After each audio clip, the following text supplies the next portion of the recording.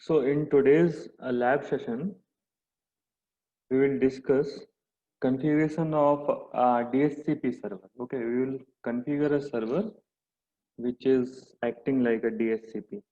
And DHCP is basically a dynamic host configuration protocol.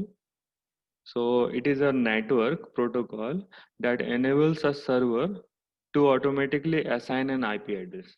Okay. And this automatic assigning of IP address to computer or end devices, which we can define range of numbers that will be configured for a given network. Okay, and those range of numbers is called as scope. So we will create some network. Okay, so we will take a practical scenario. We will create one administrative building, and we will create one another building, that is hostel building.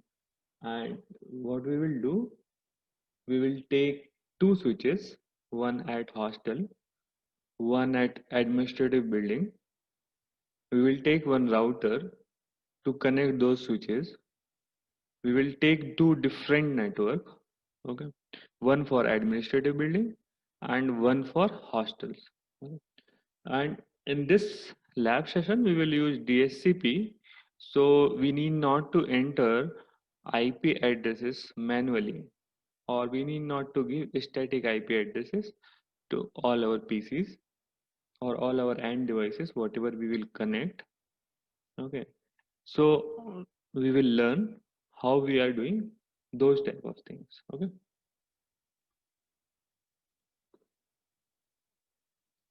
So for doing all those things, first we will take one server. Okay. We will take one server. We will take one switch. Okay.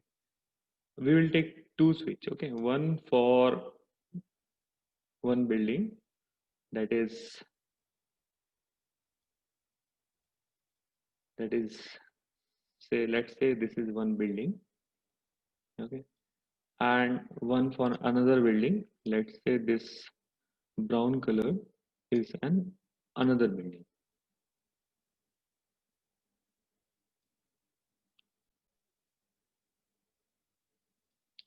Okay, and we are calling it as admin building,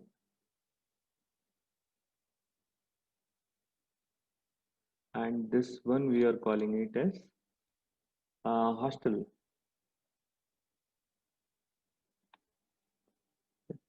So we have considered a practical scenario where we are connecting two different buildings or two different regions of different network. Okay, so for this one, we will take network which is 192.168.10.0.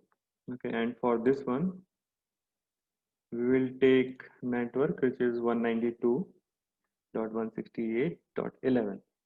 Okay, so we have taken type C address, type C network of okay, class C network for these two buildings. Okay, and we will take one router because we are using two different networks, so for connecting them we need a router. Okay, so we will take one router and we will place this router in building number 1, that is admin building. Okay. And after that we will connect, we will connect this server to this switch, and this router from fast ethernet 0/0 to any of these ports. Okay, and we will connect from fast ethernet 0/1 to any of these ports, and this is our overall layout. Okay, so we are basically placing a server, okay, at building admin building. Okay, and this server we are configuring as DHCP server. Okay. So I'm writing it as DHCP server. Okay, So after that, like to assign IP addresses automatically, first we will go to this server and assign whatever required. Like first, the first thing is I need IP address for this server. Okay, so if I'm like using a server, it's it's commonly we are giving an static IP address to this server, because if I'm giving dynamic IP addresses or DHCP IP address to this server also, like in case if the connectivity of this server goes off, like the whole network, the IP addresses of the whole network will change automatically. Okay, if it is not being able to connect it with server, it will take an APIPA address. So APIPA is another thing, that is automatic private IP addressing. So whenever DHCP client, like whenever DHCP clients, they are not able to connected with DHCP server, okay, they will take APIPA address. So again, APIPA is an automatic private IP address addressing, APIPA, that is, DHCP clients automatically configure an IP address and subnet mask when a DHCP server is not available.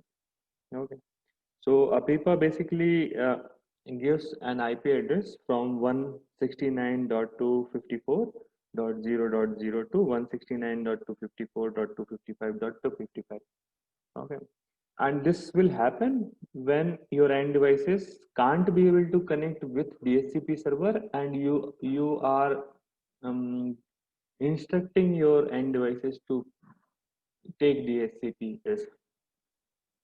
So the first thing for configuration of DHCP server, we will go to this server and we will assign an static IP address. So this this this server is situated at building number 1. Okay, building number 1 having 192.168.10.0 network.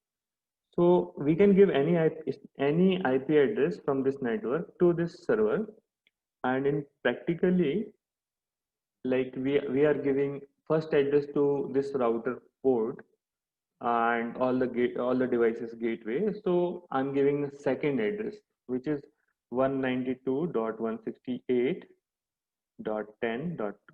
Okay. So this I am giving to this server. After giving an static IP address to your server, you need to go to services, and there you find that DHCP service is there.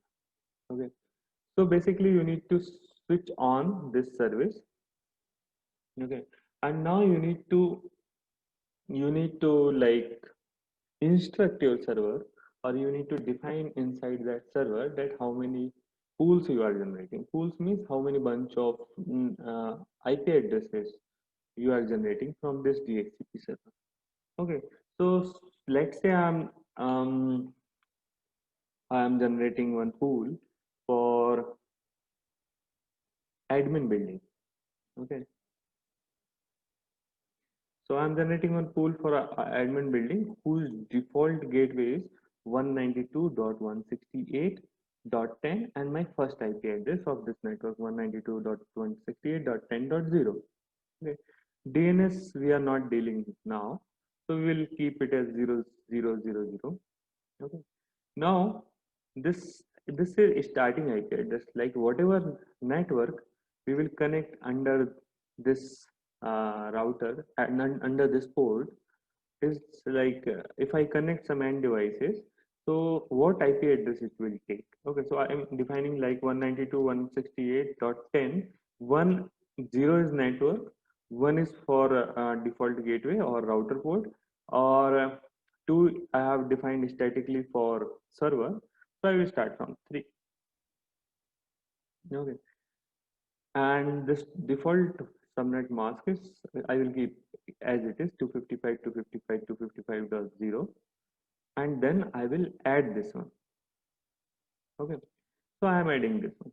So you can see that one admin pool is generating. Okay, pool of IP addresses, and default gateway DNS server starting IP address, and maximum number of users I'm using 253. You can change that one also. Okay, if you want to use like 50, restrict that this building is using only 50 users with the starting address of 3, so means next address is dot 4, next is dot 5, and so on till you assign 50 number of users. Okay, so we'll save this also. Okay, so it will assign maximum 50 users. Okay, then we will define another building. Okay, this building. Okay, so this building pool also we will define that it is hostel building. So we will define hostel pool. Okay, so this hostel pool we are taking another network which is 192.168.11.0 and default gateways .1 at the end. So we will take starting IP address from like .11. Suppose we are taking from 20. Okay, and we are keeping some IP addresses reserved in case we need an static IP address for some devices. So we are keeping some addresses as a reserve one. Okay, so we are starting from 20 and we are assigning suppose 70 end devices, maximum end devices we can assign 70 in that building. Okay, so in this way we are configuring that one.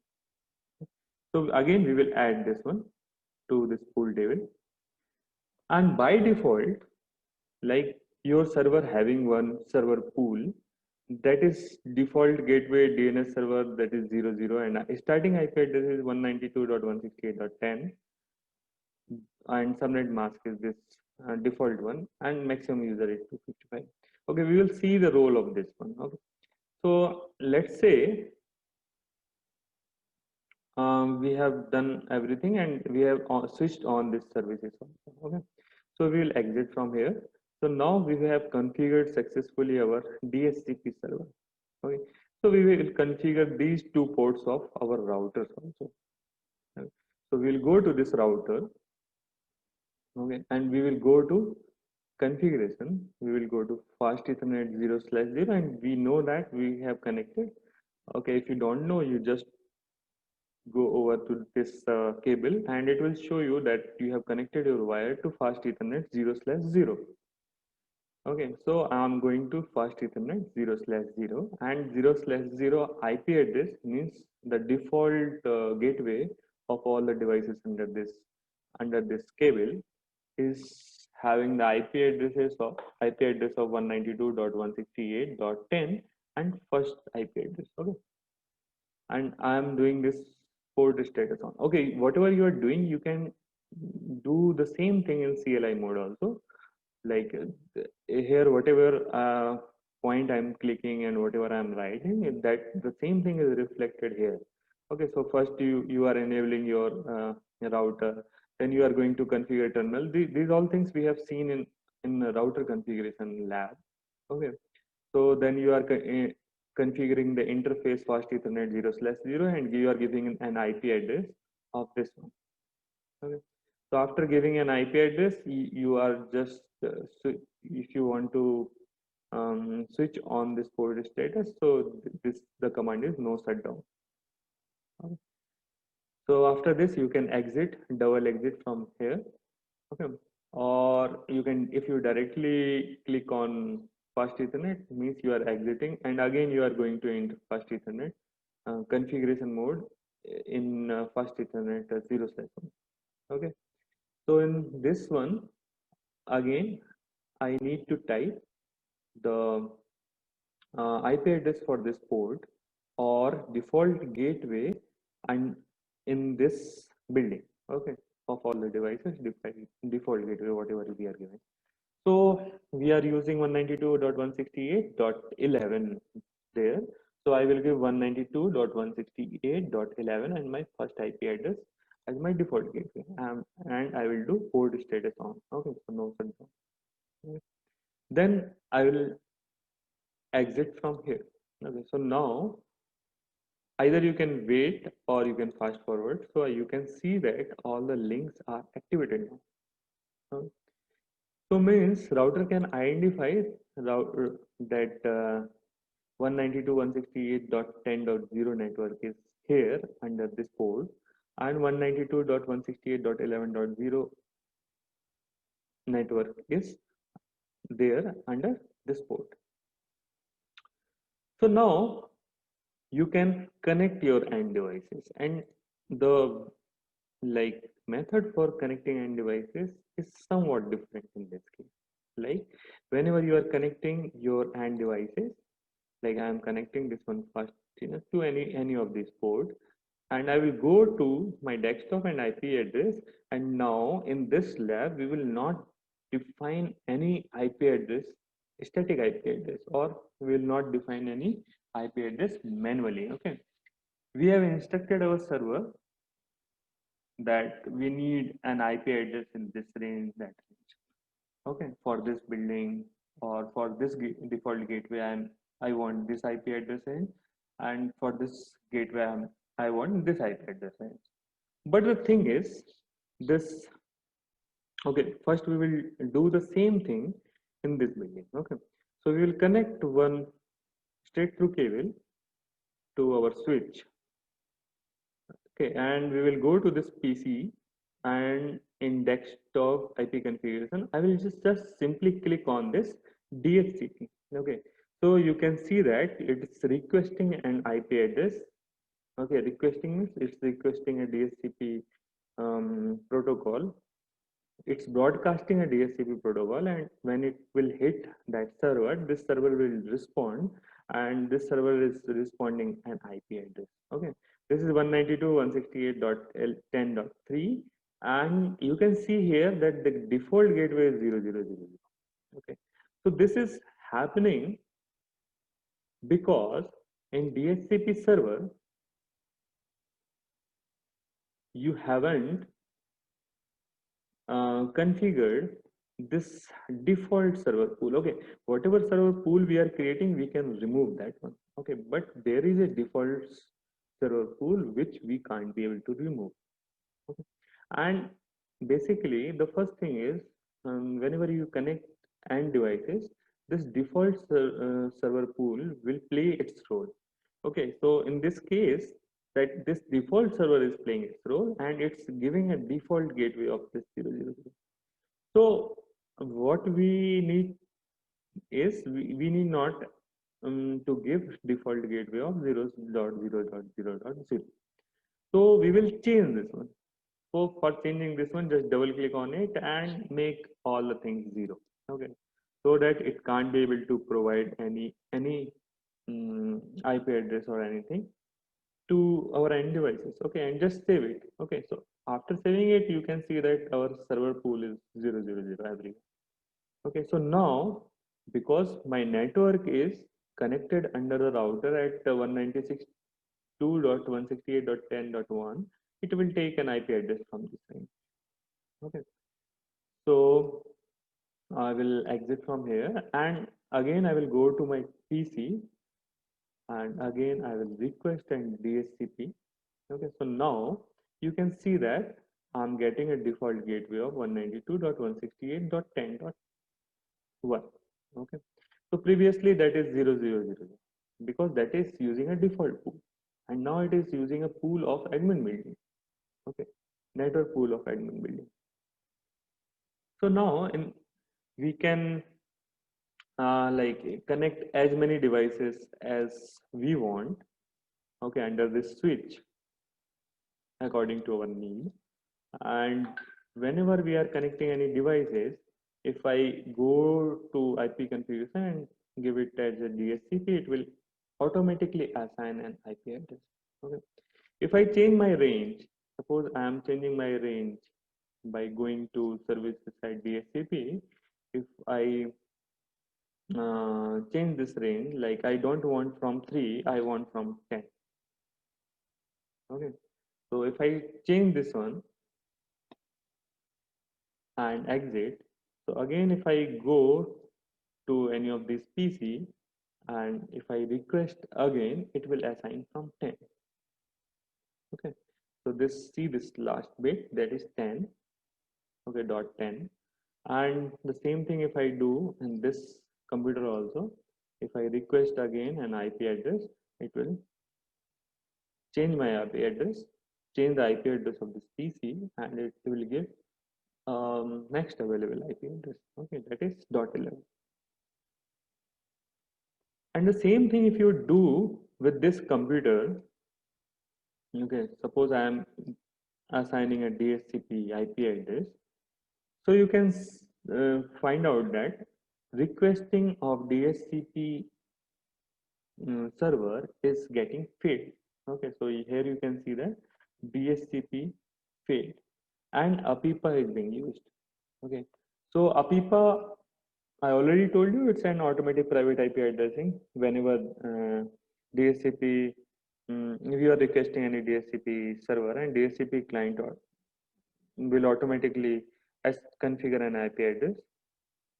Okay, and whenever your DHCP is not reachable or not available, and it can't be able to provide any IP address, then automatically, because you are doing you want an automatic address for that end device, so automatically it will assign an APIPA IP address, and that APIPA IP address is ranging from 169.254.0.0 to 169.254.255.255. So you can see that this IP address is in the range of APIPA IP address range, and APIPA will always assign an IP address in class C. Okay, and it's like random. Okay, so in that full range, 169.254.0.0 to 169.254.255.255, it will assign any IP address. But I don't want this one. Okay, because I am using this network 192.168.11.0. I don't want 169.254. Okay, this is happening because you are not you can't be able to connect with this server situated in this building. Okay, so for like getting a request from this DHCP server, you need to instruct your router. Okay, as a like you need to instruct a helper address, and that helper address is basically an address of your server. Okay, so basically like you are helping this port. Okay, so you are helping this port, so basically you need to go to this port into fast ethernet 0/1, and like either you can write all those commands like enable configure terminal, then you go to this fast ethernet interface of 0/1, and then you need to help your router with a helper address of that server. Okay, so basically you need to tell your router that where I am locating my server. Okay, and where I am locating my server means server IP address you need to tell to your router. Okay, so I'm like typing IP helper address. Okay, and my server address is 192.168.10.2. Okay, so after like assigning an helper IP address or IP address of your server to that router, you can just exit. Either you type exit 2 times to go out in a normal mode, or you can directly close that. Okay, so now this router knows that whenever there is any DHCP request from this building or this port, any end devices under this port, so it need to forward that request to DHCP. Basically, for this server, when I'm assigning an static IP address, I haven't defined this default gateway. Okay, so if you are not defining this default gateway, this server will not communicate to other network. Okay, through this router. So this server I am connecting in this building. So for this server, I need to define an IP address, okay, which is 192.168.10.1. Okay. So after defining it, okay, if you go to this and click on DHCP, okay, you will get a DHCP request successful, and it will take an IP address from that server. Okay, so there you have defined that you want IP address in the range, okay, starting from 192.168.11.20 and next 70 addresses you are using. Okay, so you can see that if you are requesting DHCP, if I request it again, you will get an IP address in that range. Okay, with this default gateway also. Okay, so this is happening because I have like defined an helper address at my router, and that helper address is the address of my server. Okay, so in this way, if you connect few more devices also, okay, suppose I am connecting 2 devices here and 3 devices here. Okay, so whenever you are connecting, you just need to plug, and I'm plugging all the devices, all the end devices to my with my switch.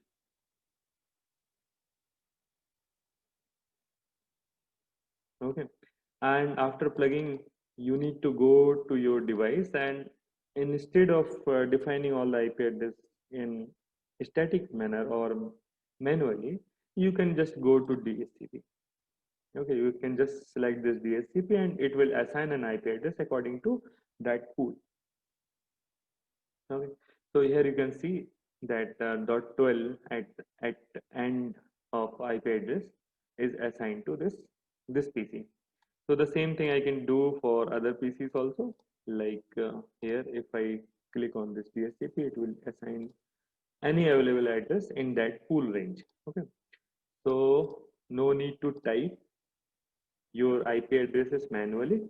And if you are configuring a DHCP server, you can like automatically assign IP addresses according to the availability. Okay. So you can check that whatever pool I have selected there, these all IP addresses are in that range only. Okay.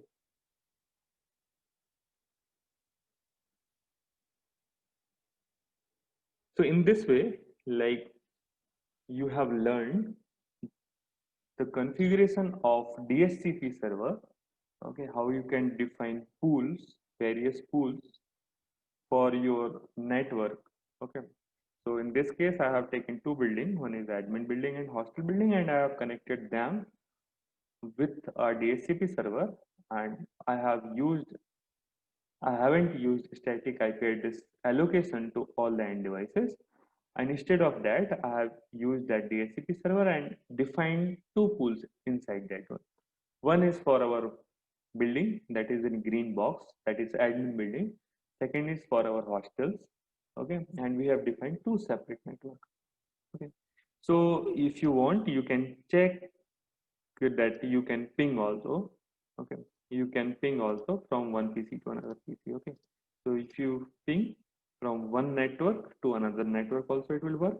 I'm explaining that you can check the reliability of that whole system also by pinging it from like this building, inside this building also, like I am pinging PC6 and PC5 and it's successful, and you can ping 2 buildings also. Okay, or 2 network also. I can be able to ping, or I can be able to communicate between 2 networks because I am using a router which is a layer 3 device. Okay, so you can ping inside this hostel also, or you can check the reliability of your connection inside this hostel also. Okay, so in this way, like the whole thing will work.